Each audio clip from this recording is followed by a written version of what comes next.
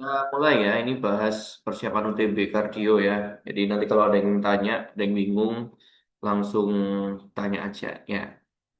Nomor satu, diagnosis ya yang ditanyain ya. Seorang perempuan kalau tahun ke puskesmas, keluhan sesak mudah lelah ketika beraktivitas 2 bulan terakhir dan sakit demam berat. Dalam 3 bulan terakhir, pasien sering berdebar-debar, terutama saat aktivitas berat. Pasien merasa sakit demam tinggi, disertai nyeri sendi yang berpindah-pindah pada usia 8 tahun. Ini kayaknya rheumatic fever tuh riwayatnya ya. Pada pemeriksaan tanda vital dalam batas normal, pada pemeriksaan jantung tersebut dapatkan murmur diastolik rumbling di apex ya. Grade-nya 1/6. Tipis banget ya. Apakah kemungkinan diagnosis pasien ini rumbling di apex? Iya, ya betul. Mitral stent, eh, ya betul. Mitral stenosis ya. Jadi kalau untuk murmur tuh nanti ya cara mikirkannya itu adalah lihat dulu dia lokasinya di mana ya. Kalau lokasinya ini di apex, nah ini ya satu itu kamu perlu lokasinya. Nah yang kedua kamu tuh perlu tahu fasenya ya. Kalau ini dia bilang adanya di apex, berarti ini kan miliknya mitral ya. Nah ini dari mitral, mitral. Oke, gampang kan? Udah tahu kan apa namanya lokasi auskultasinya jantungnya. Nah, apexnya ada di mitral. Mitral ini kedengarannya di apexnya. Nah, kelihatannya katup mitral itu kan bisa dua macam ya. Nah, bisa stenosis atau bisa regurgitasi. Nah, itu nanti lihat dari fasenya ya. Nah, pada saat mitral itu, ini fasenya apa nih murmurnya? Murmurnya diastolik kan? Kalau katup mitral saat diastol tuh ngapain dia harusnya? Mitral tuh menghubungkan apa? Membatasi apa sama apa? Ya, atrium kiri sama ventrikel kiri kan ya. Heeh. Nah, jadi ini katup mitralnya nih. Katup mitral ini kan atrioventrikular kan berarti ya. Jadi dia tuh nutupnya waktu fase apa? Nutupnya waktu apa? Waktu sistol dia akan nutup kan, supaya darahnya nggak kembali ke atrium gitu ya. Tapi waktu diastol dia harus dibuka supaya darahnya bisa masuk ke dalam ventrikel gitu kan. Nah, waktu diastol, nah ini harusnya dia terbuka, gitu kan? Nah, sekarang saat diastol dia bunyi murmurnya tuh, berarti gangguannya pada fase diastol kan? Mitral pada saat diastol itu apa yang dia kerjakan? Nutup apa kebuka? Terbuka. Berarti gangguannya dari proses menutupnya apa proses membukanya? Bukanya dong, kan di fase diastol. Fase diastol harusnya dia buka. Harusnya kalau dia buka tuh bunyi suara nggak? Nggak bunyi karena dananya kan lancar pindahnya kan, jadi nggak akan bunyi suara. Nah ini dia bunyi murmur pada saat dia membuka katupnya tuh, berarti gangguannya adalah gangguan pembukaan kan. Gangguan pembukaan itu kita sebut namanya stenosis ya. Kalau gangguan penutupan itu namanya regurgitasi. Gampang kan? Sebenarnya D sama E itu mirip ya. Nah, jadi mitral valve prolapse ini akan bikin mitral regurgitasi kan, darahnya kembali ke atrium waktu dia kontraksi. Berarti harusnya terjadi pada saat sistol. Nah, ini murmurnya harusnya sistolik. Ini murmurnya harusnya sistolik juga. Ya.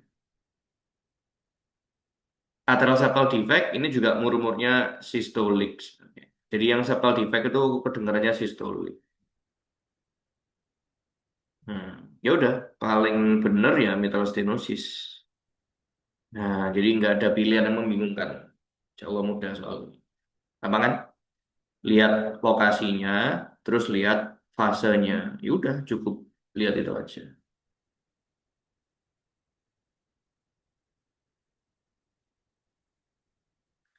Nomor dua, kelainan jantung bawaan yang bersifat obstruktif. Ebstein's anomali, dextrocardia, stenosis pulmonal, double outlet ya, right ventricle defect septum atrial. Yang ada obstruksinya ya yang stenosis pulmonal ya, penyempitan ya. Penyempitan di katup pulmonalnya ya. Gangguan pembukaan katup pulmonal. Cuman pulmonal sama trikuspid itu jarang kena masalah sih. Epstein. Nah, kalau Epstein anomali apa? Epstein anomali itu ini ya, terlalu turun katup trikuspidnya ya, terlalu ke arah ventrikel. Jadi atriumnya gede gitu ya. Jadi atrium kanannya jadi besar gitu. Ini nggak ada obstruksinya sih. Cuman dia susah aja waktu mau ngisi ke ventricle sehingga dorongan dari ventricle ke trunkus pulmonal itu akan berkurang juga. Tapi bukan gara-gara pembuntuan ya, gara-gara posisinya yang salah, malformasi.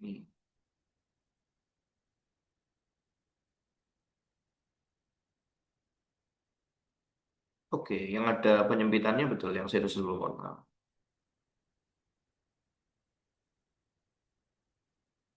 Nomor tiga, yang tidak terjadi pada fase sistol jantung. Kok dua jawabannya? Oh sama ya, sama plek jawabannya ya. Yang tidak terjadi pada fase sistol jantung. Katup aorta dan pulmonal tertutup. Terjadi nggak saat sistol? Saat sistol itu apa sih yang dikerjakan? Apa yang terjadi saat sistol?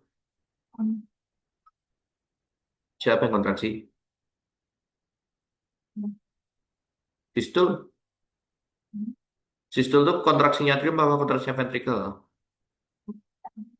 Ventrikel. Berarti ventrikelnya harus dorong darahnya keluar kan? Kalau dia harus dorong darah keluar, kira-kira katup yang di arteri, katup aorta sama pulmonal itu kan yang di arteri kan? Harusnya dibuka apa ditutup? Dibuka, biar darahnya bisa keluar kan? Ya nggak mungkin dong waktu sistol katupnya ditutup, ya nggak keluar darahnya. Berarti ini betul jawabannya. Nggak mungkin pada saat sistol katupnya aorta dan pulmonal itu ditutup. Saat sistol yang ditutup siapa? Yang ditutup adalah katup atrioventrikulernya, trikuspidnya ditutup, mitralnya ditutup supaya apa? Biar darahnya nggak balik ke atrium. Nah, berarti ini betul jawabannya. Katup aorta dan pulmonal terbuka, ya betul ya, supaya darahnya bisa jalan ke arteri kan ya. Pada saat sistol terjadi ejeksi ventrikel kanan dan kiri, ya betul. Sistol itu kan kontraksinya ventrikel kan, tujuannya untuk ejeksi itu buat buang darahnya keluar. Katup mitral dan trikuspidnya tertutup, betul ya, supaya nggak kembali ke atrium. Ini betul. Hmm. Oke, ini yang E sama. Gampang kan? Ada yang bingung nggak? Nggak susah kok, cuman perlu pelan aja, dipikir pelan-pelan. Hmm. Diagnosis penderita di atas. Laki-laki 24 tahun, nyeri dada retrosternal 4 hari yang lalu. Nyeri retrosternal. Ini mungkin infark ya, mungkin inflamasi. Terasa membaik bila duduk atau badan condong ke depan. Oh, ini bukan fiturnya infark ya. Kalau ada perubahan posisi badan kayak gini, ini dia berarti kelainan inflamasi itu ya. Nyeri bertambah bila tidur terlentang, oke, itu sepaket ya. Pada auskultasi dapatkan friction rub. Nah, suara jantungnya menjauh, tidak didapatkan murmur. Pada misalnya fototoraks dapatkan gambaran water bottle, kayak gini ya gambarnya, ini water bottle. Pada misalnya EKG didapatkan S elevasi cekung ke atas pada hampir semua lid. Nah, ini ada S elevasi berarti tandanya apa? S elevasi, STE, berarti apa tuh kira-kira diagnosisnya? Nah, kalau ada ST elevasi, ya mungkin infark miokard kan. Sebingung-bingungnya, nggak mungkin kita jawab itu NSTEMI, nggak mungkin kita jawab itu unstable angina, karena udah ST elevasi. Ya. Mitral stenosis harusnya nggak bikin nyeri dia ya. Hmm, jadi pilihan tinggal dua tuh, STEMI atau perikarditis akut.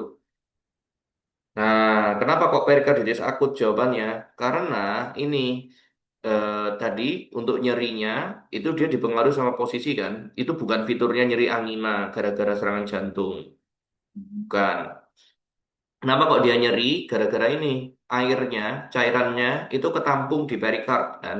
Jadi pas diarban gitu, itu melar perikardnya gara-gara ketarik gravitasi kan cairannya. Tapi kalau pas dia duduk gini, nah ke depan gitu ya, itu jadi lebih enakan ya, jadi lebih ringan tuh. Makanya aku bilang kalau ada perubahan posisinya kayak gini, ini bukan fiturnya infarct ya. Infarct tuh nggak ada pengaruhnya sama posisi.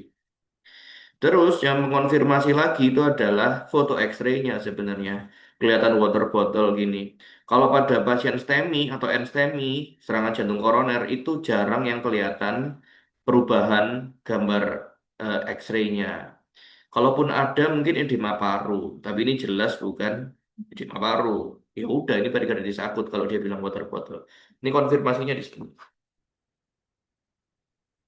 Nah, SC elevasinya ini yang mencurigakan adalah karena dia bilang di hampir semua lead. Nah, berarti itu bukan infarct ya, bukan STEMI. Kalau STEMI harusnya sesuai apa? Ya, sesuai lokalisasi ya. Kalau nggak ada lokalisasinya, ya bukan lokala lokalisasi. Nah, kalau nggak ada lokalisasinya, itu berarti bukan STEMI. Masa semua leadnya S elevasi berarti semua pembuluh darahnya mangkat dong? Ya nggak gitu itu. Biasanya mampet kan satu aja.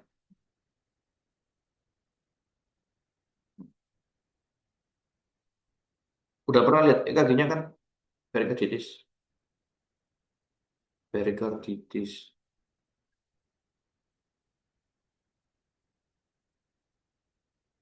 Nih gambarnya tuh S elevasi. Mirip banget sama STEMI. Dan cekung gitu. Cuman dia itu nggak sesuai lokalisasi itu. Nih lihat ya. Ini lead 2 S elevasi AVF. S elevasi lead 3-nya. Oke, S elevasi sama T inversi ya. Inferiornya kena tuh ya. Lateralnya S elevasi. Anteriornya S elevasi. Masa semuanya kena ya? Tiga-tiga pembuluh darahnya mampet barengan gitu juga.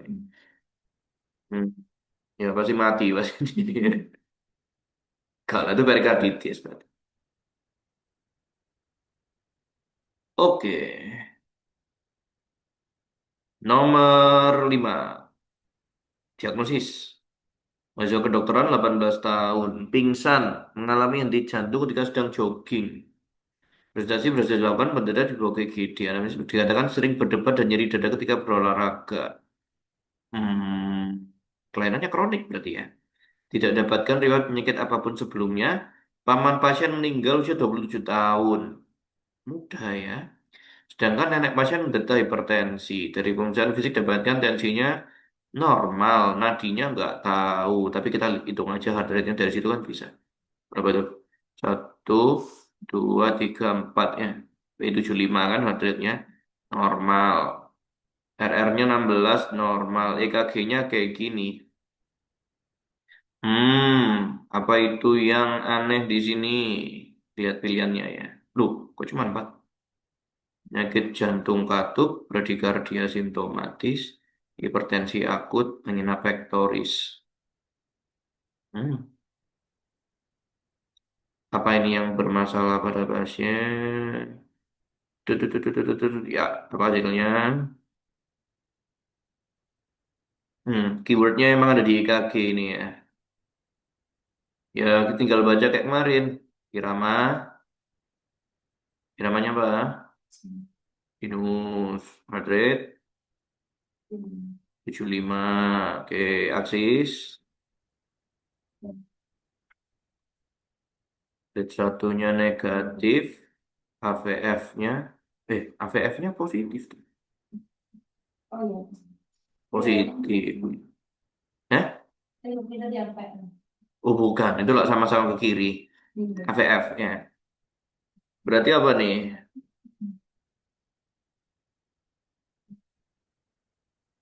Oke, ya, gambar aja kalau lupa. Berarti listriknya ke bawah kan? Bawah, tapi plate satunya negatif, berarti ke kanan ya kan? Nah, berarti ini namanya adalah apa kalau listriknya geser ke kanan? R, RAD, rate axis deviation kan? Oke, terus kelainan lain, ruangan jantung ada hipertrofi. Masih ingat nggak kemarin tak jelasin? Hehe.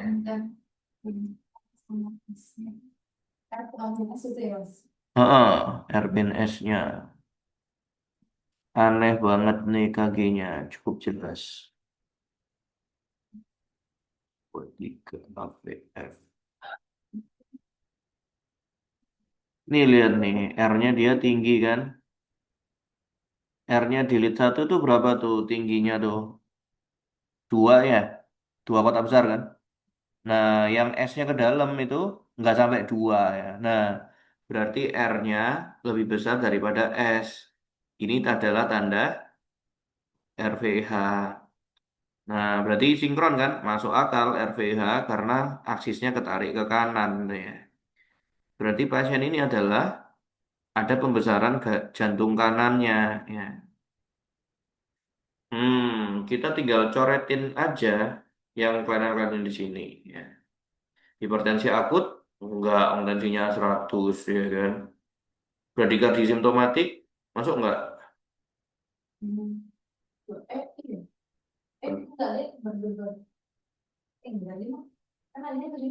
Bradikardi itu apa definisinya?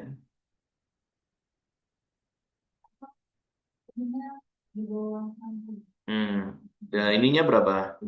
75 ya berarti bukan. Nah, yang udah jelas-jelas gitu coretin aja ya.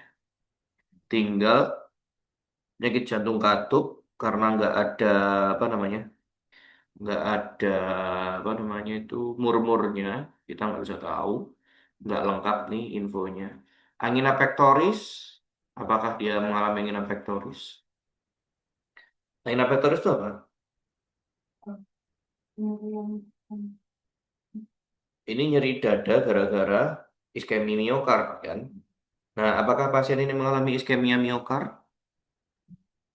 Hilang suplai darah nggak nih? Penyakit jantung koroner bukan ini?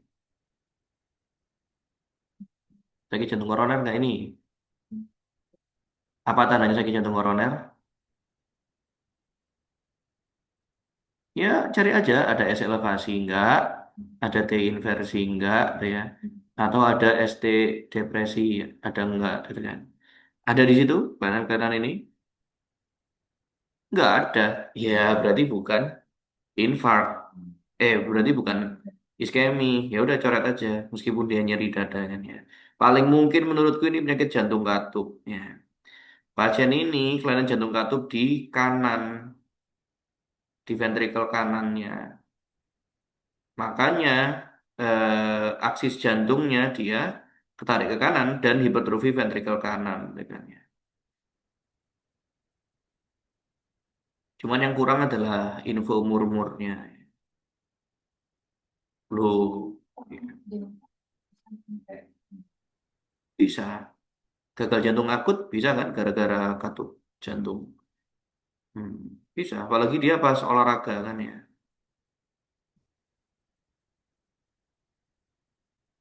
Nih, kalau orang ya misalkan ini ventrikelnya kan. Tapi gimana sih? Ventrikel kayak gini nih. Ventrikel itu kan harusnya dipompa, dia mompa ke siapa tuh? Ke tricuspid kan? Kok tricuspid ke pulmonal ya. Kalau misalkan pulmonalnya stenosis misalkan, nah menyempit tuh. Berarti apa yang terjadi sama stroke volume-nya? Stroke volume itu kan yang dipompa sekali kontraksi kan? Tambah banyak apa tambah sedikit? Tambah sedikit. Kalau stroke volumenya sedikit, terus heart rate-nya dipercepat, kira-kira apa yang terjadi? Stroke volume kan kalau sekali kontraksi kan? Kalau kontraksi semenit namanya apa? Darah yang dipompa jantung selama 1 menit namanya. Ada itu kan jumlah kontraksinya dalam 1 menit. Kalau jumlah darah yang dipompa dalam 1 menit namanya kardiak. output. Kalau stroke volumenya turun, ya mesti cardiac outputnya kan turun. Udah gitu diajak jogging dia. Ini kebutuhan cardiac outputnya kan harusnya naik, ya kan? Ya pingsan dia. Nah, jadi pingsan itu gak harus di jantung.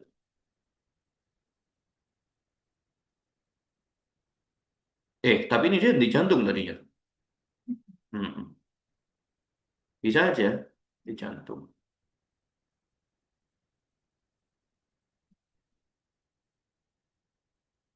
Lagian lo 18 tahun itu berapa peluangnya dia buat kena serangan jantung koroner? Kecil kan? Faktor resikonya usia loh.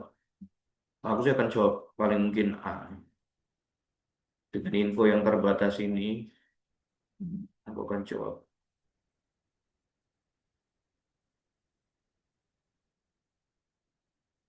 Ah, bisa. Ya gitu tuh nanti pasienmu. Cuman kayaknya belum tinggi amat ya. Berarti belum gagal atrium. Atriumnya belum besar. Hmm. Ya, kayaknya segitu aja. Apa kan? Enggak sih, ini agak susah mikirnya. Tapi kira-kira gitu cara mikirnya. Klasifikasi Forrester dilakukan berdasarkan parameter di bawah ini. Nah, ini klasifikasi Forrester itu yang kita bagi pada pasien yang mengalami gagal jantung ya. Nih, jadi gak jelas ya. Kayaknya ada di PPT kok. Gagal jantung itu akibatnya nanti kita harus menilai dua kondisi itu. Apakah dia ada gagal perfusi dan apakah ada tanda kongesti.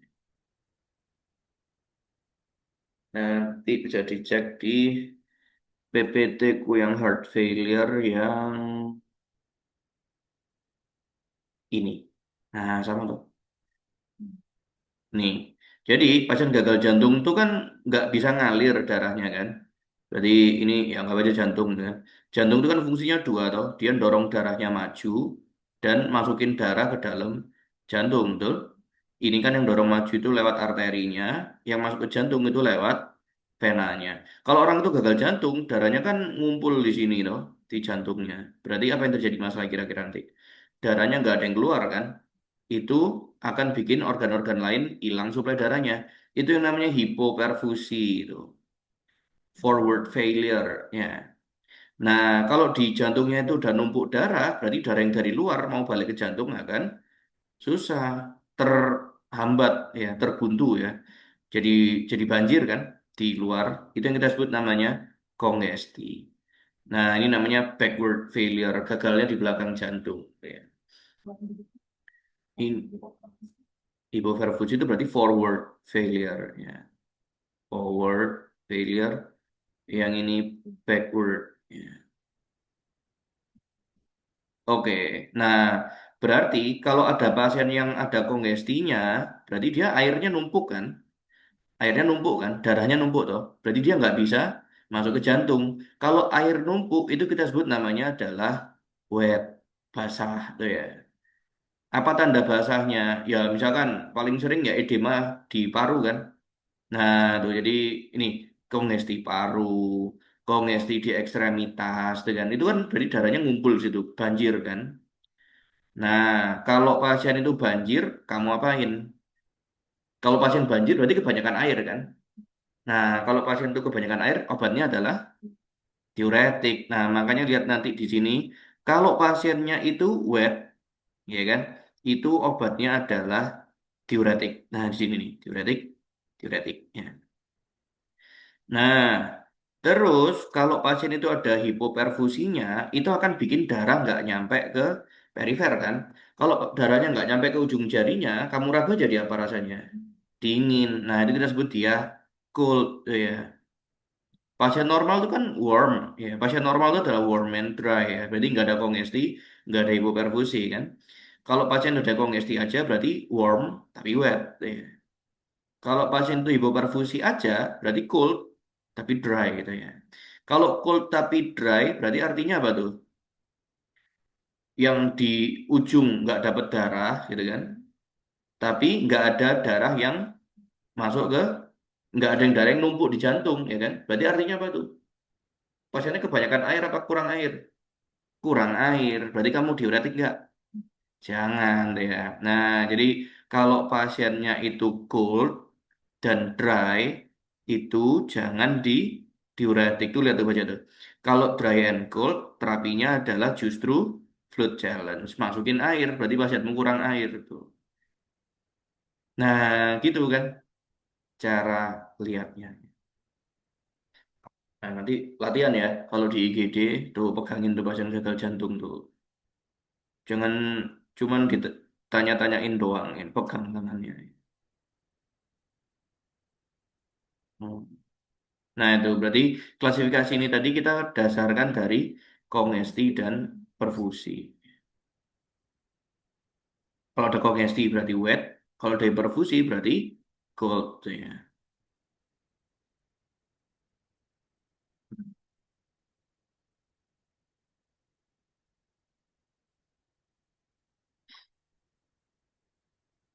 Oke,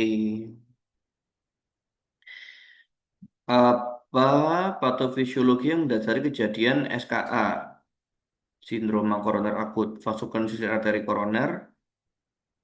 Bukan. Kalau yang A ini nanti akan jadi yang namanya apa itu namanya? Angina Prince Metal namanya. Nah, Angina Prince Metal. Prince Metal. Jadi, orang itu kan nyeri dadanya di jantungnya itu gara-gara suplai darahnya hilang kan.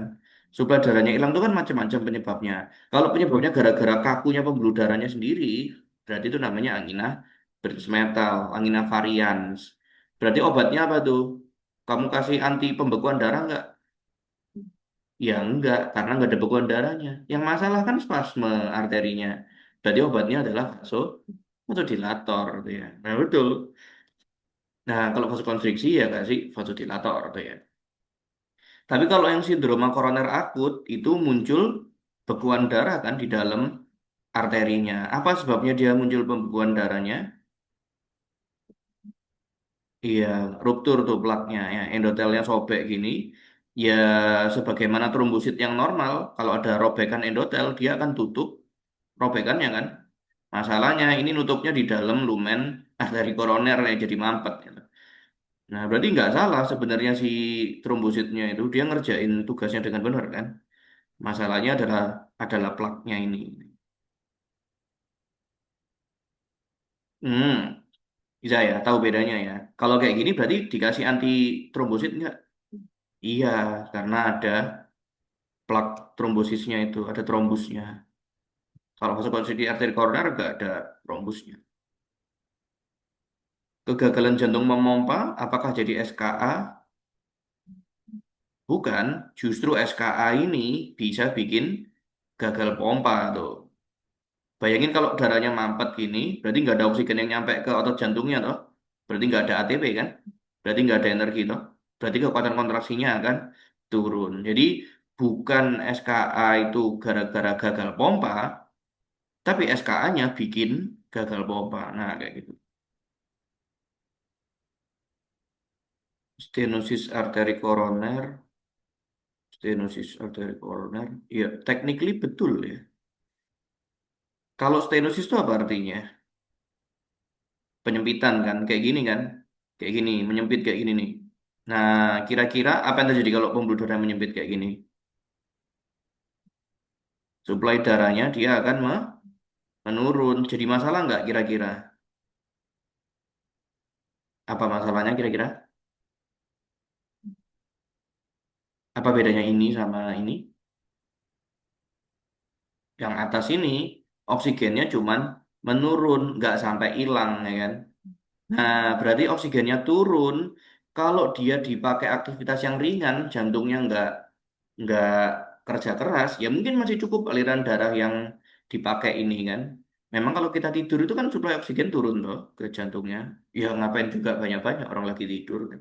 Nah, selama dia itu demand oksigennya nggak naik, dia nggak akan bikin nyeri. Tapi kalau oksigen demand-nya tahu-tahu meningkat, nah dia akan muncul nyerinya. Gara-gara suplai oksigennya yang sedikit ini nggak cukup buat memberi kebutuhan oksigen yang besar tadi itu, yang tiba-tiba meningkat kebutuhannya. Ya. Oke. Kayak gini nih, kamu misalkan dikasih uang 1 juta sebulan tuh, kira-kira bisa nggak buat makan? Bisa, tapi kalau tahu-tahu kamu ulang tahun dan traktiran butuh 10 juta, ya cukup nggak uang 1 juta itu?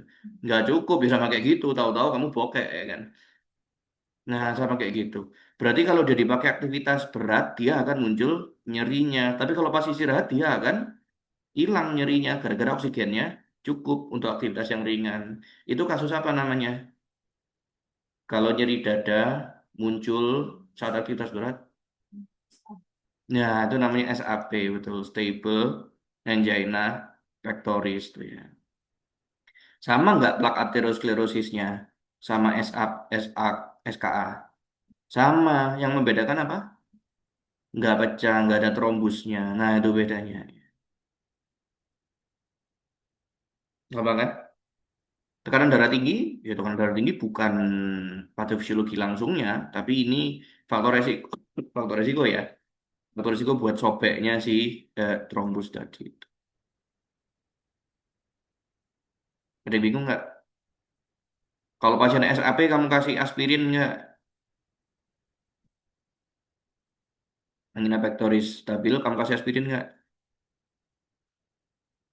Nanti pelan. Kenapa nggak?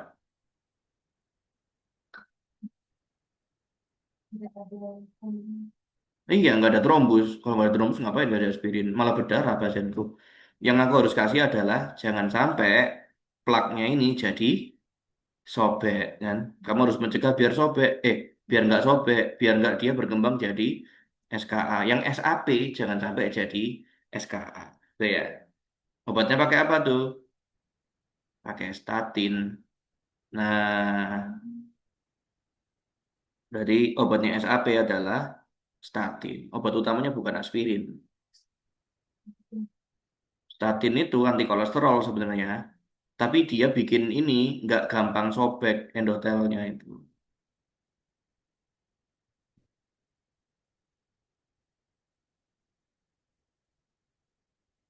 Bisa? Hmm,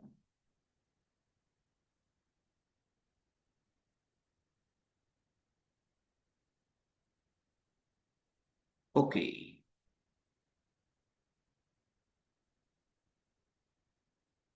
Tapi simvastatin nggak bisa ya. Harus yang lebih kuat ya. Atorvastatin, rosuvastatin. Statinnya nggak boleh sembarangan. Beda statin.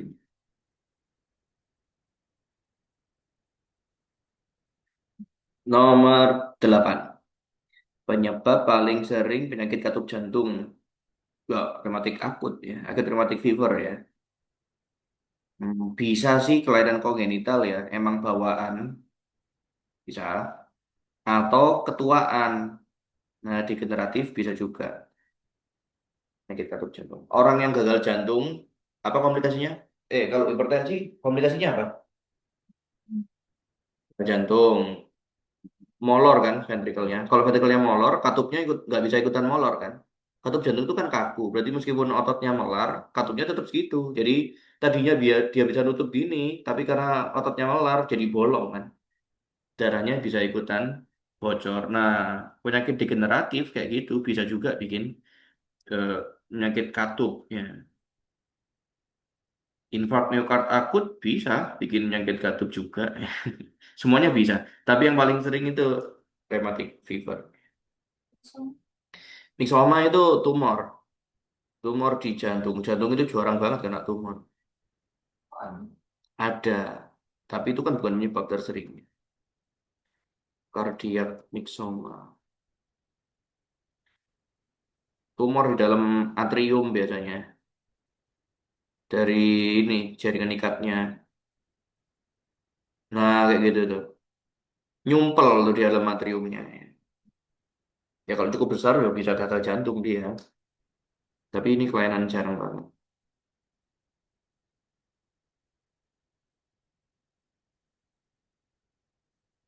Oke. Seorang wanita 67 tahun datang ke IGD RS, keluhannya sakit kepala.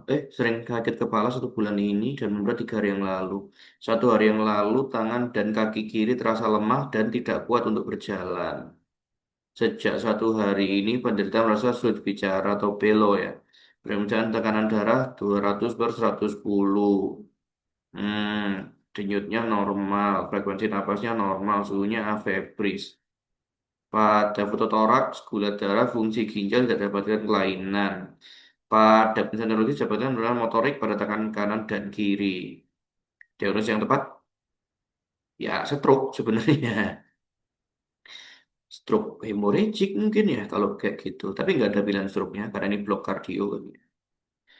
Apa tuh yang masih bisa masuk di sini?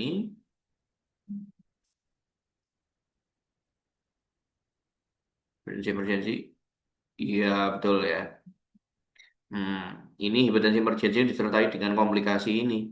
Cerebral infarct, infarct cerebri stroke. Jadi kalau kamu dapat pasien hipertensi, itu evaluasilah tensinya dulu. Lihat aja nih tensinya. Ya. Klasifikasikan toh jadi 3. Kalau dia itu apa namanya kurang dari 160, 160 ya, dan dia sebetulnya kurang dari berapa tuh 100 ya, 110 ya, 110. Nah ini namanya adalah hipertensi grade 1 ya, stage 1. Hipertensi stage 1. Nah, kalau tensinya itu sampai di 180, hampir 180 ya, di 180, diastolnya kurang dari berapa? 120. Nah, itu namanya hipertensi stage 2 ya. Nah, kalau dia itu tensinya mencapai 180 sistolnya ya, atau diastolnya mencapai 120, nah ini namanya adalah hipertensi krisis. Ya. Nah, hipertensi krisis itu nanti ada 2 bentuk ya. Nah, apakah ada kelainan target organ tuh ya? Nih, kerusakan target organ ya. Tak tulis saja KTO ya. Kalau kerusakan target organ yang nggak ada, ini namanya urgensi. Nah, hipertensi urgensi. Jadi krisis tapi belum ada yang rusak organnya. Ya, kalau ada kerusakan target organ, gitu ya,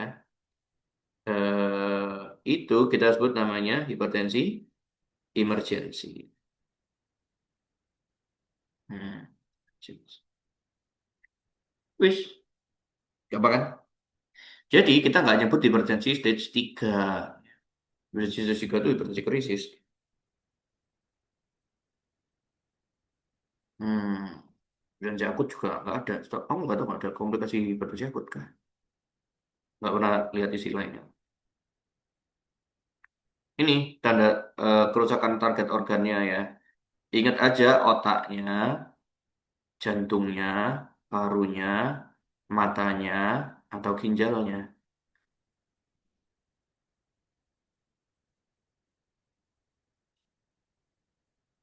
Ya kan? Makanya di sini dia bilang ginjal tidak ditemukan kelainan ginjal-ginjal tidak dapat kelainan ya.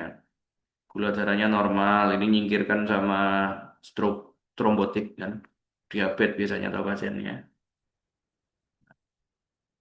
Berarti ini hipertensi emergency.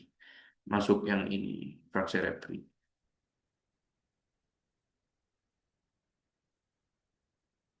Oke. Bingung? Ada yang bingung? Pak kan? 10. Kelainan berikut termasuk dalam right to left shunt. Berarti mana yang shuntnya dari kanan ke kiri. Ya. Lihat aja hukumnya jantung. Hukumnya jantung itu yang lebih tinggi yang mana?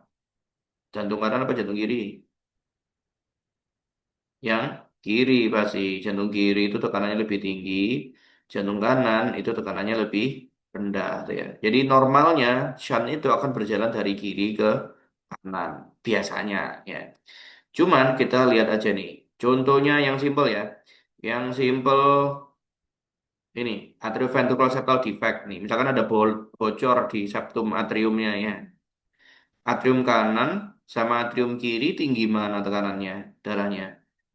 Tinggi kiri kan? Berarti kalau ASD itu dia akan bocor ke kiri, bocor ke kanan.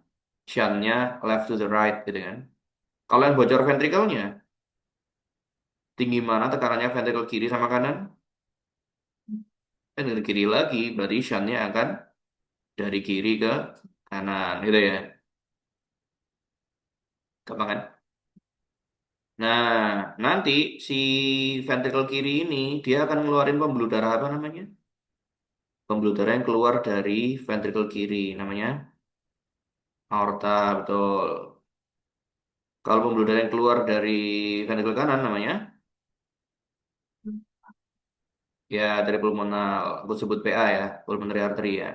Kalau ini ada struktur penghubungnya, namanya apa tuh? Namanya patent ductus arteriosus. Ya. Berarti patent ductus arteriosus itu kira-kira darahnya ngalir dari mana? Dari trunkus pulmonal ke aorta atau dari aorta ke trunkus pulmonal? Kenapa? Iya, karena tekanannya gedean di aorta karena dia didorong sama jantung kiri kan. Tekanannya arteri pulmonal lebih kecil karena didorong sama ventrikel kanan kan. Berarti darahnya akan shunt dari kiri ke kanan tetap. Ya, jadi PDA ini adalah shuntnya dari kiri ke kanan, tuh ya. Nah, atrioventricular septal defect ini kiri ke kanan juga ya. Kalau PFO, patent foramen ovale, foramen ovale itu di mana tempatnya? Foramen ovale itu di atasnya atrium sini toh, penghubungnya atrium kanan sama kiri kan. Berarti shuntnya dari mana ke mana? Tetap aja kiri ke kanan ya. Mau ASD, mau PFO, itu tetap dari kiri ke kanan, tuh ya. Complete AV canal berarti atrioventrikularnya itu bocor pol ya. Tengah itu bolong gitu kan. Berarti kira-kira shuntnya dari mana ke mana? Iya tetap kiri ke kanan, tuh ya. Meskipun namanya aneh-aneh, tetap aja dari kiri ke kanan. Yang unik itu adalah nih, tetralogy of Fallot. Tetralogy of Fallot itu shuntnya dari kanan ke kiri.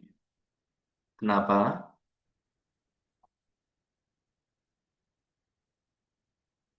Apa yuk? Kelainan utamanya yang di tetralogi Ovello itu apa? Tetralogi berarti ada empat kan kelainannya.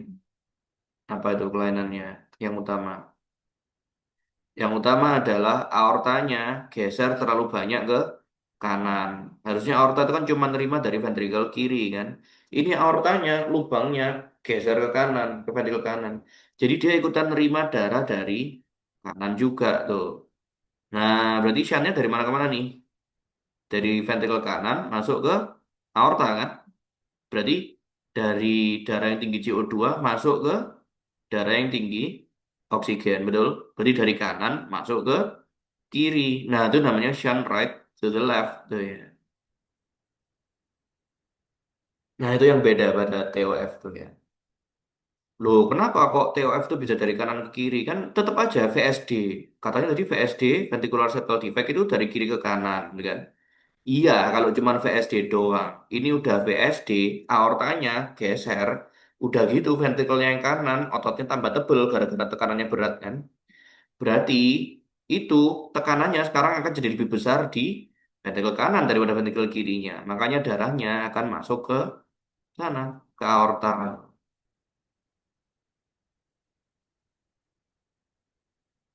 Oke, nanti. Kira-kira yang jadi cyanosis, yang shuntnya kemana? Right to the left atau left to the right? Kenapa? Right to the left. Darahnya nyampur dan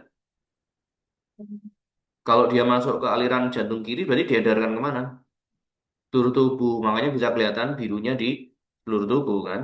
Bibirnya biru, kukunya biru dengan ini cyan right to the left itu akan bikin dia jadi cyanotic gitu ya.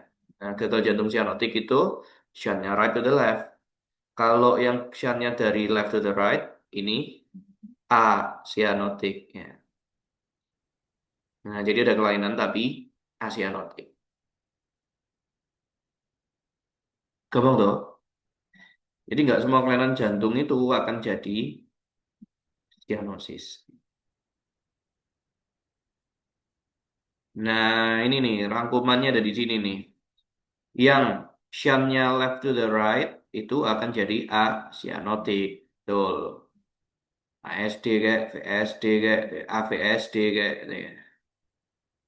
Nah, kalau yang cyanotic heart disease, heart defect ya, itu yang right to the left shuntnya. Berarti darah tinggi CO2 dikirim ke seluruh tubuh ya. Harusnya yang cyanosis itu organ apa dong? Ada nggak organ itu yang secara normal emang dapat darah tinggi CO2 dia? Paru. Harusnya cyanosis itu paru. Cuman nggak mungkin kamu lihat parunya pasien kan. Orang ditutup sama toraksnya. Jadi kalau darah tinggi CO2 itu masuk ke paru, ya normal, nggak akan kelihatan cyanosis. Sebenarnya parunya cyanosis itu. Tapi emang itu kerjaannya dia kan.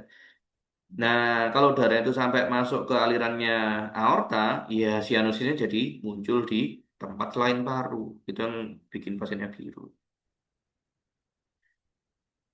Bisa apa lagi? Hmm,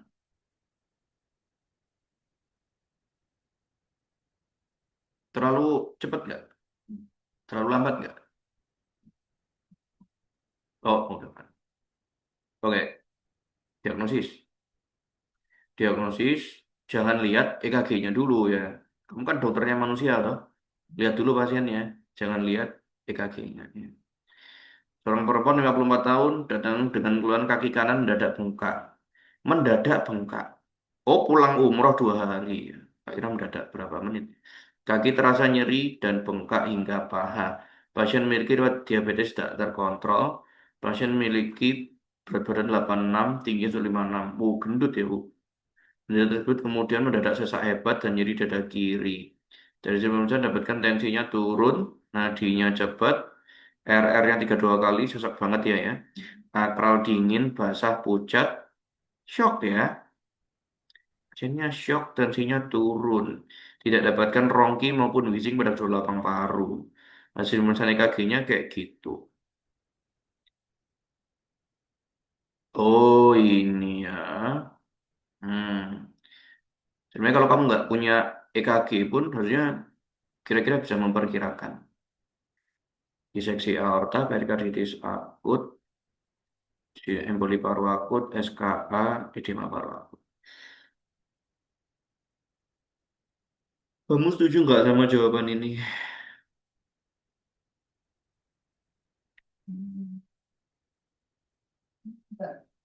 Kenapa?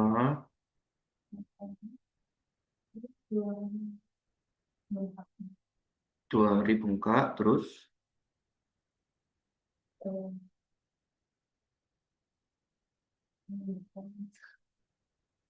Ya ini jawabannya benar sih. Emboli paru.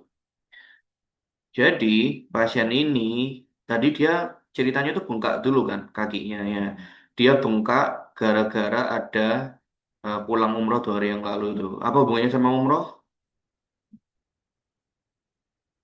Jalan terusnya bukan, justru dia duduk di pesawat berjam-jam itu, duduk terus, itu bikin yang namanya DVT, deep vein thrombosis. Ya kan?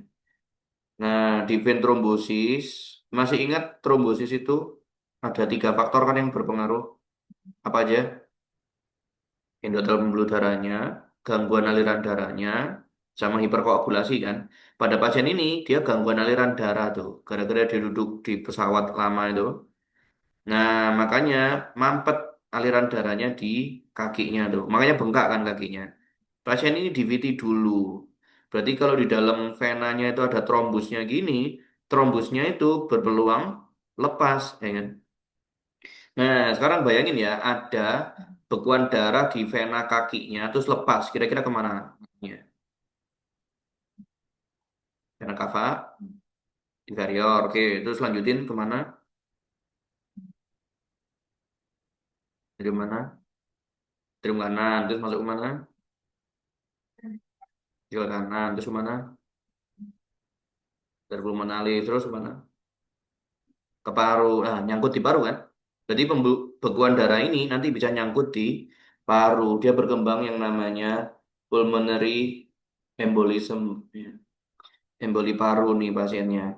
Jadi bekuan darahnya tadi betul. Dia masuk dari vena cava, terus ke jantung kanan, terus dipompa ke paru. Gitu kan? Nyangkut di paru ya. Kenapa kok dia sesat?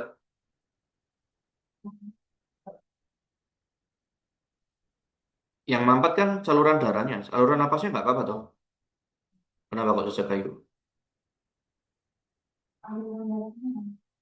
Iya betul, meskipun ada udara yang masuk ke dalam paru, nggak ada yang ngambil oksigennya, ya makanya sesek dia. Nah, jadi mampet gitu aliran darah parunya, jadi sama aja parunya nggak bisa ngambil oksigen, nggak bisa buang CO2 kan, makanya pasiennya sesek tuh pada emboli paru. Bukan sumbatan di jalan napas ya, tapi sumbatan di jalan darahnya ya. Nah, sekarang kita lihat ya, kalau misalkan darah yang dipompa ke paru itu berarti tambah banyak apa tambah sedikit yang masuk ke parunya? Tambah sedikit kan, karena mampet kan. Nah, kalau darah yang masuk ke paru itu tambah sedikit, berarti yang balik ke jantung kiri tambah sedikit. Kalau yang masuk ke atrium kiri sedikit, berarti yang dipompa sama ventrikel kiri keluar juga sedikit. Cardiac outputnya akan turun. Ini akan bikin blood pressure-nya jadi turun. Itu shock, shock kardiogenik, bukan shock kardiogenik, shock obstruktif. Iya. Mampet pembuluh darahnya. Makanya nggak ada darah yang dialirkan keluar, tensinya turun. Jantungnya berusaha keras, dorong darah cepet tuh, namanya heart rate-nya jadi naik. Jadi RR-nya naik ini bukan gara-gara sumbatan jalan napas, ini sumbatan di aliran darahnya, gitu kan? Buktinya sampai shock tuh ya, akralnya dingin, basah, pucat. Nah, ini shock obstruktif. Gitu ceritanya. Tanpa lihat EKG pun, kamu udah bisa menduga ini adalah emboli paru. Ya. Sesak mendadak setelah stasis lama itu kemungkinan emboli paru. Ya. 95% emboli paru itu gara-gara DVT. Hampir kamu pastiin toh, kalau pasien itu emboli paru mesti DVT. Hampir selalu DVT. Nggak mungkin di sesi aorta. Di sesi aorta apa yang terjadi? Iya, pasiennya nyerinya nggak di kaki ya, nyerinya di toraks ya, sobek aortanya. Tensinya turun sama, tensinya turun tapi shock hipovolemik dia ya. Darahnya kebuang ngecor keluar ya. Perikarditis akut enggak. Perikarditis tuh tadi nyerinya kayak yang ini tadi loh. Nyeri bertambah saat terlentang, ada pericardial friction rub. Jadi kalau berdenyut itu bunyi krok krok krok gitu ya. Bukan murmur tapi krok krok. Nah, nggak ada toh. Berarti bukan perikarditis akut. Auskultasi jantungnya kelihatan apa? Kedengeran apa? Nggak ada ya. Kalau di auskultasi atau jantungnya. Hmm. Harusnya ada pericardial friction rub kalau ini. Sindroma koroner akut, ya dia nggak akan jadi kayak gini ya. Sindroma koroner akut kan khasnya tadi tuh, apa namanya? Lihat ST depresi, ST elevasi, atau T inversi. Ya. Nggak ada di sini. Edema paru akut, kalau edema paru akut harusnya kedengeran apa? Bisa wheezing, atau lebih seringnya adalah rongki. Kenapa kok muncul rongki di edema paru? Ya, virusnya kan keisi air ya. Gara-gara pembuluh darahnya ini, yang di sekitar alveolus itu, darahnya bocor ke alveolus kan. Makanya keisi air. Pas napas itu kekocok kan airnya, makanya bunyi kruk gitu. Pas bernafas tapi bukan pas denyut jantungnya. Nah ini bukan nih, nggak ada rongki, nggak ada wheezing, rongki halus. 3B ya, basah, basal, bilateral.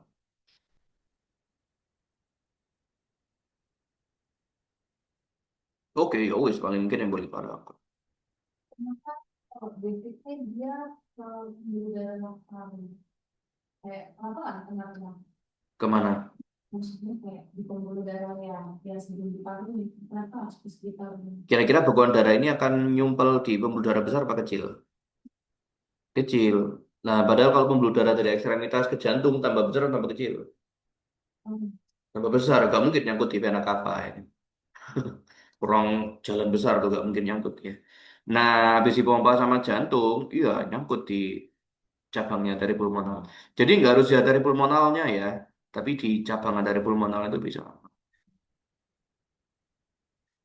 Nah, ini khasnya si emboli paru EKG-nya ya. Jadi kita nyebutnya adalah S1, nih ya, gelombang S-nya dalam di lead 1 ya. Terus Q3 ada gelombang Q di lead 3-nya sama T3 ya. Si KT S di lead satunya dalam, Q ini patologi sih, muncul Q di lead 3 sama T inversi di lead 3.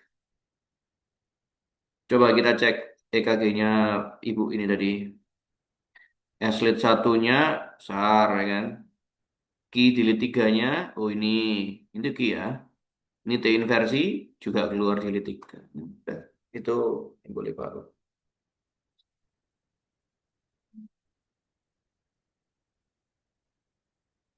Ingat S1, Q3, T3.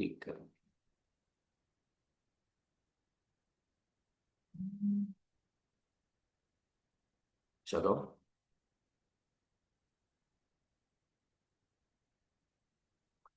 Bagaimana cara mendiagnosis trombosis vena dalam urusan fisik? Ankle brachial index, Allen test, Babinski, Hoffman ya. Hoffman ini bisa kita cek, tapi meskipun nggak spesifik. Hoffman, Hoffman, Hoffman itu lah refleks patologi sih. Apa ada Hoffman di pembuluh darah ya? Hoffman tes. Nah ini, Hoffman tes itu yang saraf ya. Ini kan refleks patologis. Hoffman sama Tromner itu loh. Yang dicetek kukunya kan Hoffman. Ya bukan, itu buat ngetes refleks patologis. Nah yang betul Hoffman. abi pun nggak Ankle brachial index itu tensinya yang kita ukur. Ankle brachial. Itu kalau tensi itu tekanan darahnya yang diukur di pembuluh darah apa? Arteri. Padahal dia tadi mau mendeteksi trombosis vena. Nggak mungkin kamu tes pakai ABI. ABI itu ini toh membandingkan tekanan darah di mana? Nah, di ankle itu sama di braki. Gitu ya. Normalnya tuh ya 1 sampai 1 banding 3, 1,3. Kalau kurang dari 0,9 berarti ada PAD, Peripheral Arterial Disease. Jadi semakin kecil semakin jelek toh, ya kan? Kalau AB-nya semakin kecil berarti semakin jelek. Berarti kalau ada pecahan nilainya turun, itu yang mengecil pembilangnya apa penyebutnya? Pembilangnya. Berarti kalau pembilangnya turun, berarti tensinya yang di bawah itu turun. Berarti darahnya kan nggak lancar ke arteri yang sini kan. Oh, berarti mampet tuh di situ. Ada pembuntuan di daerah ekstremitasnya.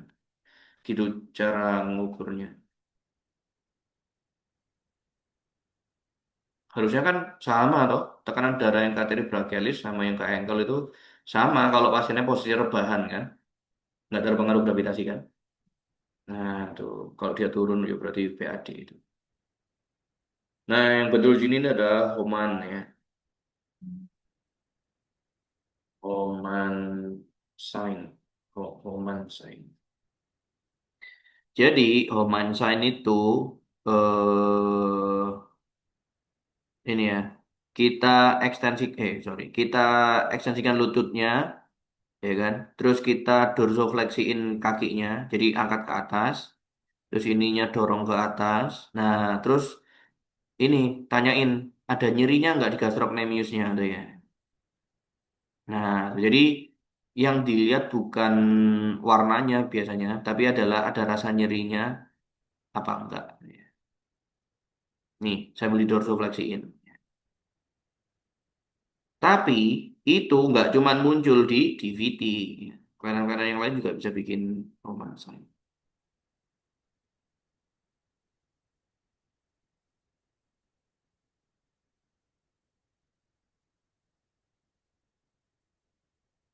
Oh ini ada ya, Roman sign nyeri saat dorsofleksi pedis ya betul.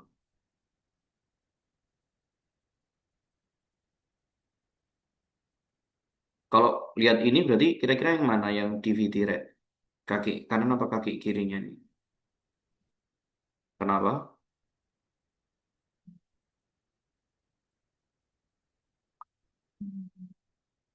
Yang pertama ini kan mampet di vena kan. Kalau mampet di vena berarti darahnya nggak bisa masuk ke kaki, apa nggak bisa balik ke jantung?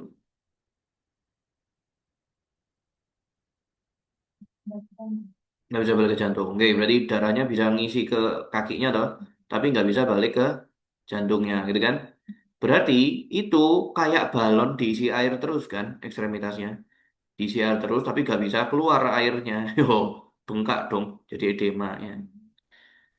Nah, terus lihat warnanya ya, apa yang beda? Ini yang normal, orang ini kulitnya putih memang. Ini yang eritema, kemerahan tuh. Kenapa kok kemerahan? Karena darahnya ngisi ke dalam ekstremitasnya, tapi nggak bisa keluar kan? Nah, itu jadi eritema merah. Kalau parah nanti dia jadi cyanosis, jadi biru. Kalau yang mampet itu arterinya, kira-kira apa efeknya? Arterinya mampet.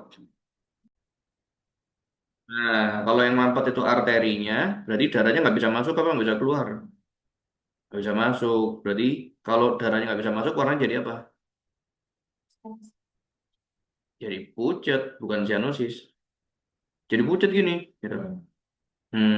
Jadi kalau cyanosis itu kan berarti darahnya ada, tapi nggak bisa balik ke jantung, nggak bisa dioksigen, nggak bisa diisi oksigen kan? Jadi pucat. Gampang kok bedainnya. Lihat aja jarimu itu. Kalau kamu pencet, arterinya kamu buntu kan, jadi apa warnanya? Jadi putih kan. Kalau kamu lepasin jepitannya, balik jadi merah lagi kan. Kayak gitu.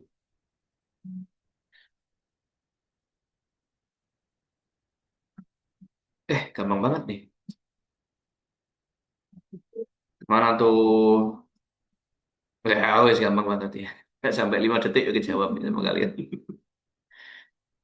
Nah tuh kalau kamu latihan kemarin kan jadi lancar baca kakinya. Latihlah beberapa ratus kali. Itu lah lancar. Diagnosis pasien, diagnosis awal pasien tersebut. Pasien 37 tahun datang dengan keluhan kaki mendadak nyeri hebat, menjadi mati rasa, perawat ibu jari, telunjuk borong kebiruan yang dirasakan sejak 6 hari sebelum masuk rumah sakit. 6 hari sudah dibawa berobat ke tukang urut, dokter umum, namun tidak membaik. Pasien memiliki oh ada aritmianya. Dari awal pasien tersebut mendadak ya. Kalau mendadak berarti Ali ya, betul setuju nih acute limb ischemia. Ini acute limb ischemia. Ini sama kayak STEMI, tapi di arteri yang ke ekstremitas. Jadi mendadak serangannya. Ya patofisiologinya sama. Berarti ada pembuluh darah dengan ini kakinya. Kaki gimana sih kamu? Satu, dua, tiga, empat, lima. Nah, gini kan. Lah. Nah, jadi ceritanya si pasien ini itu ada aritmianya. Aku nggak tahu aritmianya apa. Mungkin AF biasanya. AF itu kan ada trombusnya toh, muncul bekuan darah itu. Tahu-tahu dia nyumpel di arterinya, pedis tuh. Jadi mendadak terbuntu, mirip STEMI, cuman di kaki. Nggak akan mati sih. Ya paling amputasi. Nah, tandanya itu ada itu 6P khasnya ya. Nah, pain, nyeri, ya. Pallor, pallor tuh pucet ya. Pucet atau di sini dia bilang kebiruan ya. Harusnya nggak kebiruan sih. Kalau kebiruan itu aku akan mengarahkan itu ke kelainan vena ya, DVT.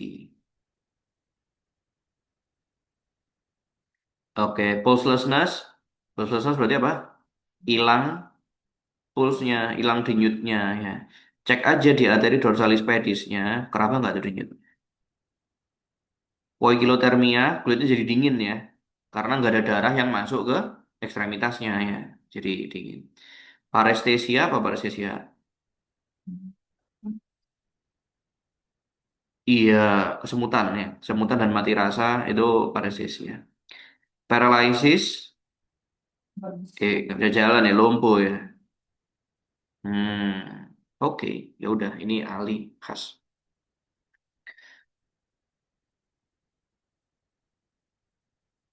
Jadi 6 hari pun itu masih kita sebut akut ya, akan jadi kronik kalau 2 minggu.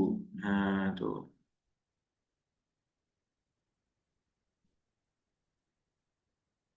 Berarti ini penyakitnya di arteri apa di vena? Arteri, betul. Terusnya pucat ya. Acute limb ischemia.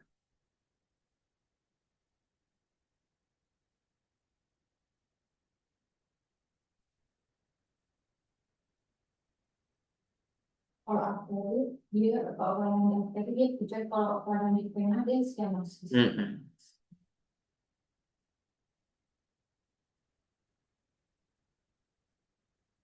Nah, kayak gini nih, jadi pucat gini, ya kan? Terus nanti lama-lama jadi nekrosis tuh, kayak gitu. Ya kan hilang suplai darahnya mati selnya ya. Bisa.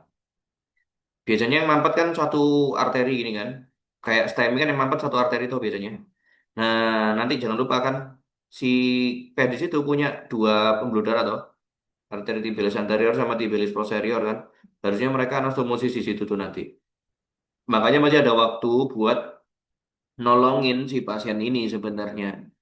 Semakin cepat didiagnosis, ya semakin besar kemungkinannya dia selamat selnya. Soal yang menarik.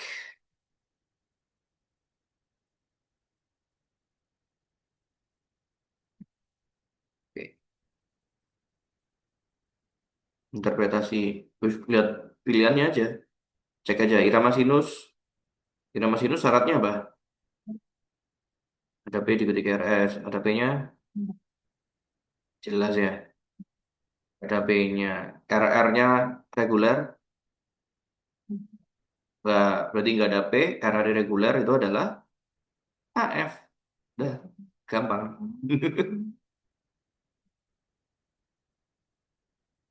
Nggak ada P. RR-nya irreguler. Itu namanya AF. Ini bukan anemia, ini aritmia harus. Kalau flutter, RR-nya reguler. RR-nya reguler dan P-nya itu banyak ini. Flutter wave. Jadi P, P, P terus GRS ya. P, P, P terus GRS itu. P, P, P, GRS. Jadi kayak gigi gergaji itu kalau atrial flutter. Kalau sinus aritmia, sinus berarti ada P-nya nggak? Ada, berarti ada P, GRS, T gitu ya. Tapi nggak tahu gimana terus P, GRS, T, P, GRS, T. Jadi P-nya ada, tapi jarak RR intervalnya irregular kan. P-nya itu adalah sinus, irregularnya itu adalah aritmia. Oh, gampang kan?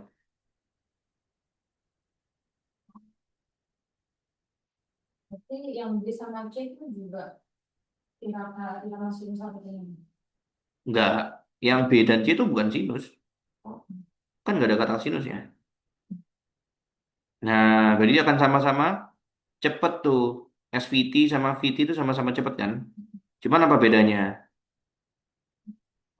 sedikit kecil kan. Kalau ini PRS-nya gitu. Ya udah, gampang kan? Kalau garisnya lebar-lebar yaitu VT. Nah, kayak gini kan? Cepet-cepet. Cepet tapi lebar-lebar itu VT. Kalau SVT, kayak gitu. Sempit garisnya. Pat pitur Udah sedikit. SVT. Cepat, sempit, teratur.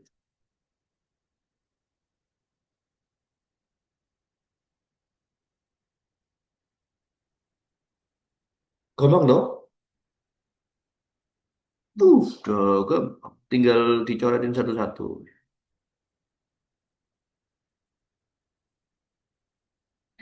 Elevasi SD V1 sampai V4. Oh, apa lagi maksudnya nggak ada analisisnya ya? Berfungsi spasial. Cut, cut, cut, cut, cut, cut, cut, cut, cut, cut. Ini hasil elevasi, betul. Ini hasil elevasi, jelas banget ya.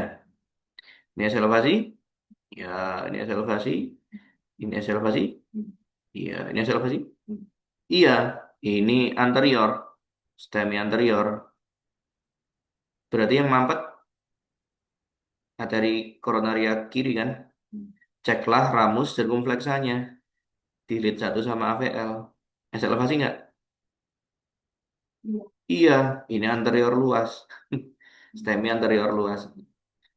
Tapi nggak disuruh diagnosis EKG. Lah, tahu-tahu suruh bikin klinisnya gitu. Aneh sekali. Bradikardia simptomatik, bradikardi nggak nih? Hah? Berapa heart rate-nya? Kalau bradikardi kan harus lihat heart rate toh. Lead 2-nya susah dicek mas. Yo, kecil. Yo wis pakai lead 1 nih. 1, 2, 3, 4, 75 kan? Jadi 75 ini bukan bradikardi. Kardiomiopati hipertrofi, ada hipertrofi ruangannya? Gak ada. Harusnya tandanya apa kalau hipertrofi? Apanya? Ini harus Ya, KRS-nya besar ya. KRS-nya tinggi ya. Kalau tinggi di V1, V2 namanya RVH. Kalau tinggi di V5, V6 namanya LV. Gampang kan? Hipertensi akut juga tahu nggak dikasih tensinya. Penyakit jantung katup, ya nggak tahu juga ya. Nggak dicek auskultasinya. Nggak jelas. Tapi kalau dia tuh timing kayak gini, mesti dia nyeri dada kan. Angina pectoris.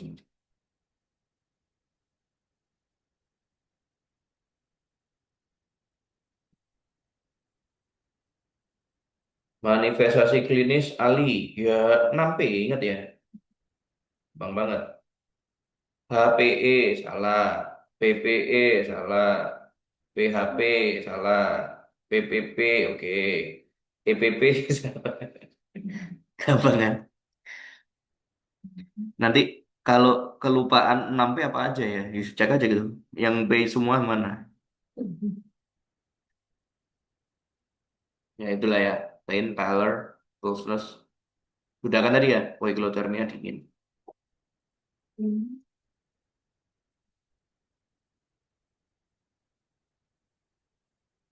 Deskripsi rekaman elektrolyt berikut benar kecuali takikardi betul? Berapa rate-nya? 150. Dapatkan gelombang QRS, ada QRS-nya. Adalah ini, inilah R, ini S, gitu, dalam kan? Eh, lebar kan? Ini apa bacaannya? Cepat dan lebar.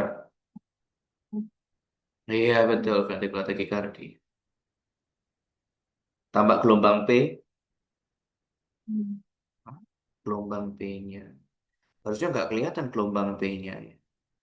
Ini bukan P sih, ini T. Garisnya sempit, yo tambah salah ya. Reguler, reguler betul. Yang diminta yang salah kan? Garis sempit, ya garisnya lebar kan harusnya ya. Tambah gelombang P, harusnya benar juga ini ya. Gelombang P-nya kan nggak ada. Kan VT. Kalau ada P-nya namanya atrial tachycardia. Pernah lihat nggak? Atrial tachycardia.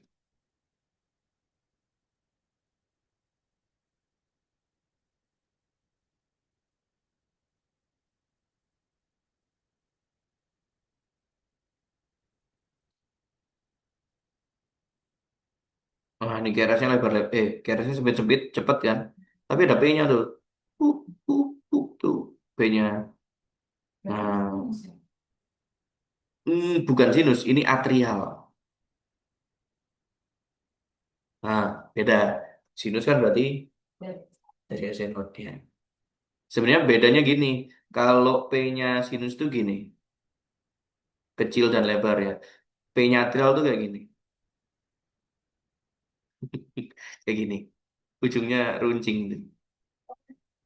Ini P. Nah, Kayaknya enggak ada. nggak kelihatan saking cepatnya atletnya. Bentuk P-nya beda. Tapi ini harusnya betul loh. Ya lupa cuttingmu. Ini soal cutting dong. Berikut salah tentang sindroma Eisenmenger. Ditentukan oleh beratnya obstruksi, dampak nervus bawaan left to the right shunt, masih dapat dikoreksi dengan prosedur bedah. Defek. Itu adalah ukuran defek. Dapat bersifat asimptomatik. Yang salah ya. Oh ya, Eisenmenger syndrome. Ini komplikasinya apa namanya? Komplikasinya kelainan jantung bawaan itu yang bikin hipertensi pulmonal. Mana tuh? Oh ini, leads to high blood pressure in the lungs. Itu hipertensi pulmonal kan? Hmm. Jadi kelainan-kelainan yang bikin aliran darahnya itu meningkat ke paru itu bisa bikin Eisenmenger syndrome ya. Kalau aliran darahnya ke paru meningkat itu berarti artinya apa tuh? Ini paru, ini paru kan? Ini jantung gitu kan? Nah, darah yang menuju ke paru itu dipompa sama jantung mana? Jantung kanan ya kan? Nah, kenapa kok eh, darah yang dipompa ke jantung kanan itu tambah banyak? Berarti otomatis apa yang bikin kira-kira darah yang dipompa ventril kanan itu tambah banyak? Harusnya ventril kanan itu nerima darahnya dari mana? Dari atrium kanan aja kan? Ya kan? Sekarang bayangin kalau ada bolongan lagi di ventrikelnya, shuntnya left to the right, berarti nambahin bebannya ventrikel kanan kan? Berarti itu akan bikin darahnya banyak ke jantung, ya kan? Ke paru. Nah, tuh. Berarti dapat mengenai semua jenis kelainan bawaan left to right shunt, betul nggak? Betul. Mau yang bocor jantungnya, ventrikelnya kayak mau yang bocor itu atriumnya, kan sama aja masuknya ke dalam ventrikel kanan. Ya kan? Hmm, ditentukan oleh beratnya obstruksi. Obstruksi, enggak ya. Harusnya ditentukan oleh ukuran defeknya ini. Semakin besar bocornya, ya semakin cepat dia keluar Eisenmenger syndrome-nya. Hmm. Dapat bersifat asimptomatik. Kalau yang namanya sindrom itu ya berarti sudah simptomatik ya. Ini kan yang kronik ya. Aku sih akan jawab yang tidak itu, yang hijau itu. Dapat bersifat asimptomatik itu menurutku salah, karena kalau udah jadi sindrom, itu mesti udah keluar gejalanya. Sindrom itu lah kumpulan gejala tuh.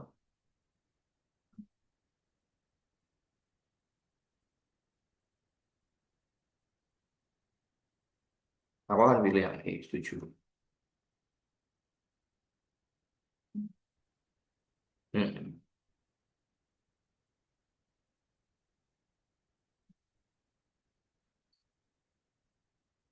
Masih bisa terusin kalau prosedur bedah? Ya bisa. Tutup aja itu defeknya. Nanti kan aliran darahnya akan balik lagi.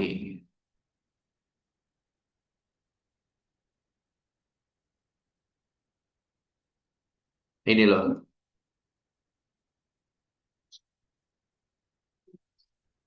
ini nih. Managing symptoms and preventing complications through medication, surgery, or transplant jantungnya. Ya kita masih bisa usahakan pakai bedah.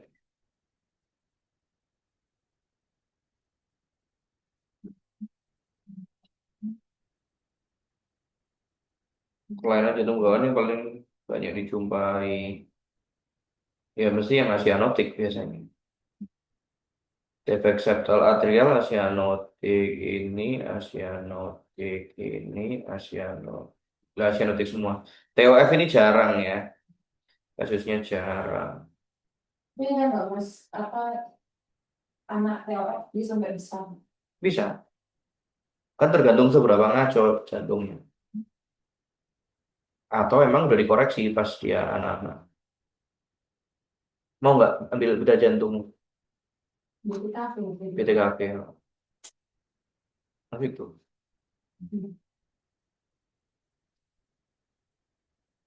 paling mungkin sih ini ya, PSD.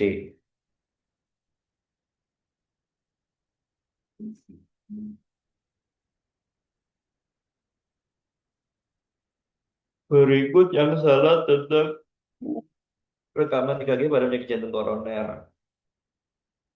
Tonalitas gelombang P. Jadi aku udah bilang ya, tandanya penyakit jantung koroner kan tiga tuh. SC depresi, SC elevasi, inversi T. Ya betul tiga ini. P itu bukan tanda dari PCK. Ya.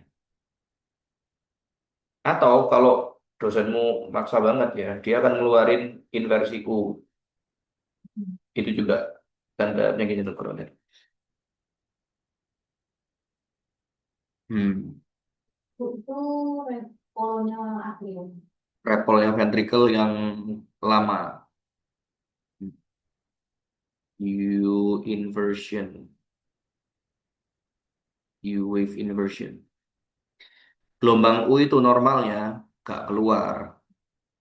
Kalaupun dia keluar, nggak apa-apa, asal ke atas. Nah, kalau dia keluar tapi ngadep bawah, nah, itu kelainan tuh namanya. Ini, ini juga tanda iskemi ya, inverted U wave.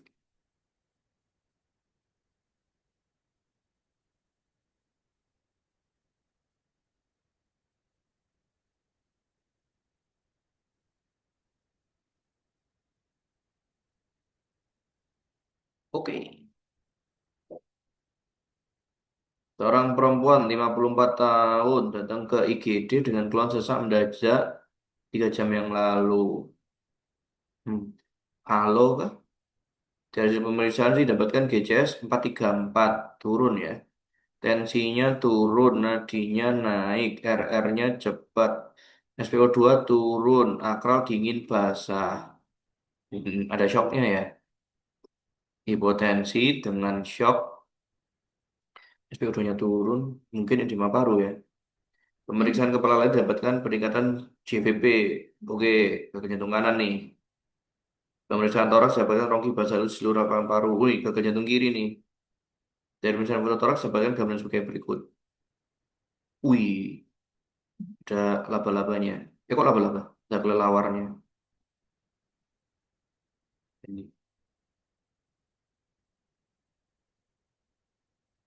Kenapa nggak kupu-kupu? Ya boleh. Tapi ini namanya bad wing appearance. Oh, iya. Bad wing appearance.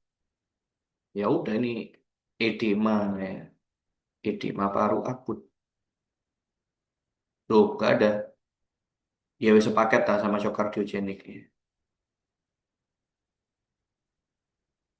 Ini shock kardiogeniknya kan ini. Tensinya turun, sakralnya dingin basah. Nih tanda shock toh. Nah, penyebabnya adalah dari jantung. Kasusnya apa sebenarnya pasiennya ini? Nah, Tahu. iya, alo. Kalau kita lihat dari batting appearance-nya itu alo, betul. Kardiomegali lagi ya kan? Ini gagal jantung toh.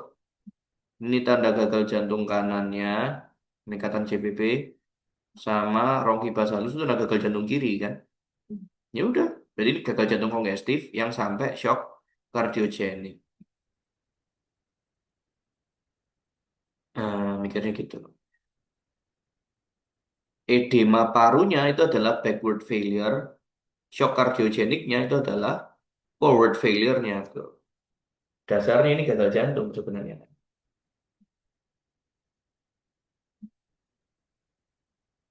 Ini apa nih? Ini corpus alienum, benda asing. Oh, so, apa? Oh, ini bagi. Itu kabel yang monitor buat jantungnya. Ikutan di foto. Hmm. Betul, setuju nih shock kardiogenik. Berarti sepaket ya, gagal jantung akut sama shock kardiogenik itu sepaket. Terapinya ya sepaket.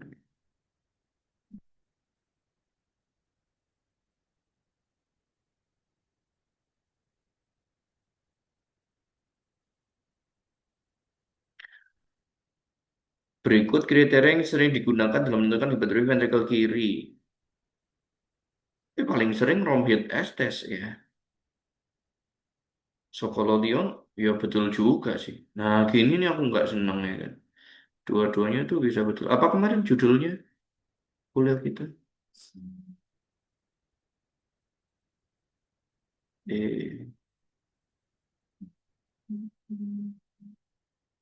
Bentar. Nanti kamu bisa lihat di, oh ini. Nah, ini kan scoringnya. Eh, kriteria-kriterianya ya. Sokolodion betul. Romhead Estes ini yang sering dipakai. Ya. Cornell juga sering. Ya wis, menurutku paling lengkap itu Robin Estes ya. Paling banyak mencakup kelainannya itu Robin Estes.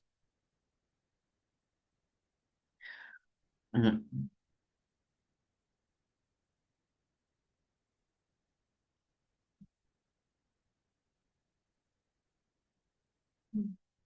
Ini semua ini yang hijau ini kriteria Robin Estes.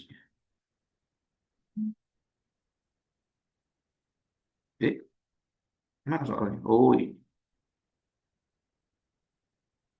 Seorang perempuan 52 tahun datang ke poli jantung, keluhan sesak napas, pemeriksaan fisik dapatkan tensinya turun, nadinya 29 kayak irregular, EKG-nya dapatkan kayak gini.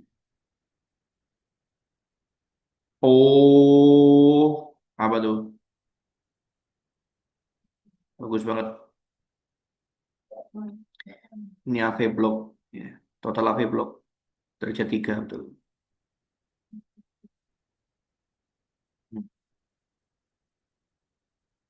Nih, ada hubungannya nggak antara tensinya turun sama nadinya turun?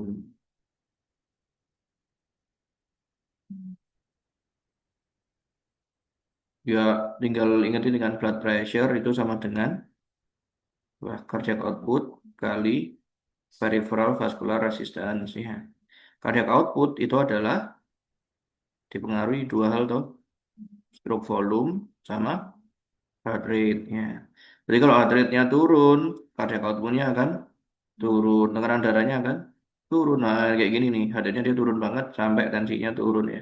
Ya, sesek dong, jadi gagal jantung dia ya. Wis, ini namanya AV block ya. AV block itu grade-nya ada tiga. Udah tak kalian belum belum ya? AV Block. Ya. AV Block itu ada tiga. Grade satu, grade 2, sama grade 3. Gampang kan? Nah, jadi AV Block, AV Block itu apa artinya? Ada blok waktu listriknya jalan di AV node. Kapan listriknya itu jalan di AV node? Dari gelombang mana yang kamu lihat nanti? AV itu kan antara SE sama ventrikelnya toh. SE node-nya, atrium itu kan bikin gelombang P. Ventrikel itu bikin gelombang apa? RS. Berarti gelombangnya di AV itu adalah ini, gitu kan? Itu namanya PR segmen ya. Ini PR segmen. Kalau kamu ukur dari pangkalnya P itu namanya PR interval. Nah, nanti kita akan menilai AV block itu dari ini, ini, panjangnya PR interval itu. Jadi logikanya, semakin panjang PR intervalnya, berarti semakin banyak waktu yang dihabiskan buat listriknya di stop di AV kan. Nah, semakin pendek PR intervalnya ya kebalikannya. Semakin cepat listriknya nyampe ke ventricle ya. Nah, normalnya PR interval tuh nih 0,12 sampai 0,2 detiknya. Berapa kotak tuh berarti? Satu kotak itu kan 0,04 secondnya. Jadi 0,12 dibagi 0,04 ini 3 ya. 0,2 dibagi 0,04 adalah 5. Nah, normalnya 3 sampai 5 kotak kecil milimeter ya. Oke. Nah, nanti kita lihat aja. Nah, berarti kita fokus ke sini ya.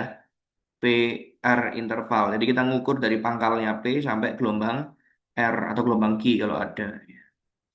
Nah, AV block itu, nah ini yang derajat satu ya. Derajat satu ini anggap aja. Kalau kamu bikin gampang ngafalinnya itu kayak gini. Ini adalah sepasang suami istri itu. P sama QRS itu sepasang suami istri ya. Ini istrinya, ini suaminya. Nah, kalau grade satu itu mereka bertengkar, tapi gak parah-parah amat gitu kan. Jadi setiap istrinya pulang kerja, suaminya juga ikutan pulang kerja ke rumah gitu kan. Jadi tiap hari dia masih ketemu tuh. Nih, ini bertengkarnya level satu nih, ya kan. Cuman karena suaminya nggak seneng dimarahin sama istrinya, dia pulangnya telat tuh. Ini panjangnya berapa nih? Bisa 5 kan ya, anggaplah 6 tuh ya. Jadi dia akan pulang jam 6 tuh. Pulang jam 6 malam. Males lah aku ketemu cepet-cepet gitu kan. Soalnya ngomelan istrinya ya. Nah, jadi ini bertengkarnya yang masih grade satu ya. Nah, kalau bertengkarnya grade 2 itu ada drop bitnya. Drop bit itu adalah ada yang nggak pulang. Jadi ada waktu tertentu di mana si suami itu nggak pulang. Baca aja ceritanya nih ya. Ini istri pulang, ini suaminya pulang, ini istrinya pulang, ini suaminya pulang, ini istrinya, ini suaminya, gitu kan. Ini istrinya, duh, suaminya kemana nih? Tak pulang tuh sampai besok kan. Nah, besoknya istrinya pulang lagi. Ini suaminya pulang lagi. Tuh. Berarti itu pertukarannya tambah hebat tuh. Soalnya sampai nggak pulang tuh suaminya tuh. Nah, main kemana tuh kan. Nah, berarti yang grade 2 ini adalah yang ada drop bitnya ya. Nanti yang grade 2 itu ada dua apa namanya? Ada dua tipe ya. Bertengkar grade 2 itu ada dua tipe ya. Tipe satu sama tipe 2 tuh.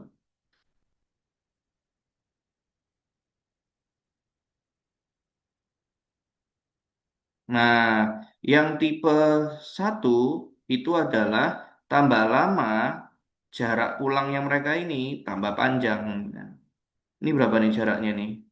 Ini 3 toh. Ini 3, ini 5 ya. Ini berarti 5, ini 2, ya anggaplah 8 ya. Nah ini gak pulang ya kan. Berarti si suami ini dia pulang jam 3, besoknya dimarahin pulang jam 5, dimarahin lagi pulang jam 8 ya kan. Oh habis dimarahin jam 8, besoknya dia nggak pulang tuh. Nah nanti gitu lagi tuh. Ini dia jam 3 lagi, ini jam 5 lagi, ini jam 8 lagi gitu ya. Jadi polanya kita bisa tahu tuh, setiap dia habis gak pulang jam 8, itu besoknya dia nggak pulang. Nah, berarti ada peringatannya. Kalau dia sampai jam 8 hari ini, besok nggak pulang. Nah, jadi yang kita sebut namanya PR intervalnya memanjang progresif, ya, memanjang, tapi progresif. Tambah lama, tambah panjang, tambah molor. Ini tambah malas pulang. Ya. Nah, kalau yang bertengkarnya tipe 2 itu tanpa peringatan ya. Ini kayaknya normal ya kan. Ini 4 ya kan. Terus tahu-tahu nggak pulang. Aduh, drop it gitu. Terus besok baikan lagi, terus bentar lagi, ya nggak pulang lagi. Ya kan. Jadi drop it-nya ada, tapi tanpa disertai pemanjangan biar interval yang progresif. Atau kalaupun dia memanjang, konstan memanjangnya. 4 4 4 itu normal kan? Tahu-tahu nggak pulang. Atau ini molor di 6 nggak pulang, 6 terus nggak pulang. Itu yang tipe 2, ngerti? Cuman kadang masih ketemu lah mereka di rumah gitu kan ya. Nah, yang bertengkarnya grade 3, itu tak maunya sendiri-sendiri ya kan. Si istri itu punya irama sendiri pulangnya tuh.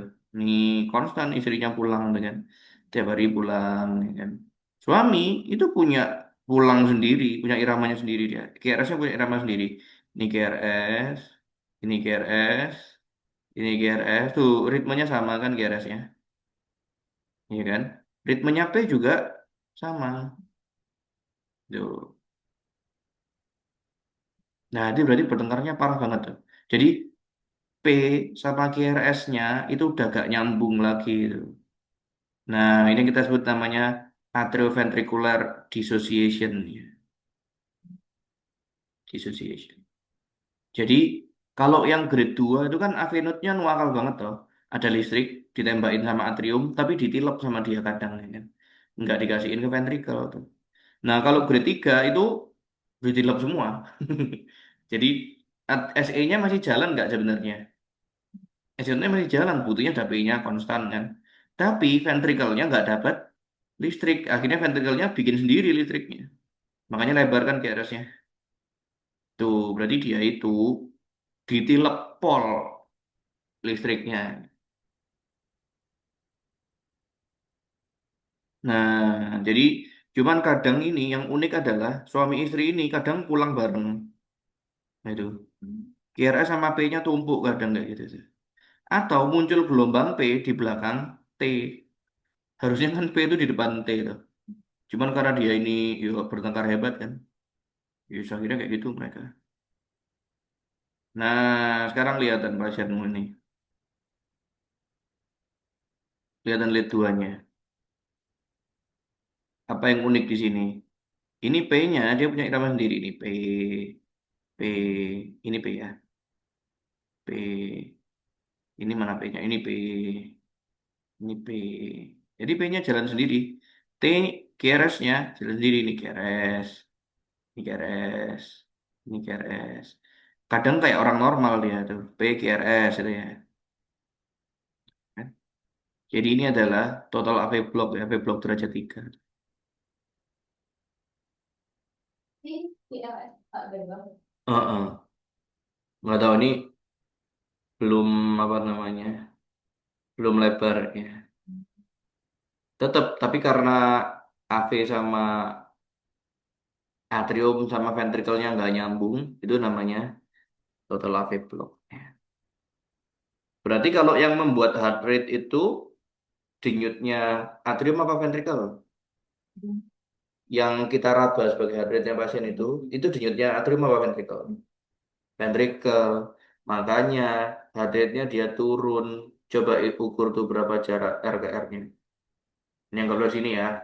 1, 2, 3, 4, 5, 6, 7, 8, 9, 10 ya. 300 dibagi 10. Ya 30 kan heart rate-nya. Ya betul ya. Mana heart rate-nya 29 kali. Nah, pasien nih. Hmm. Nggak tahu kenapa kok mereka bertengkar.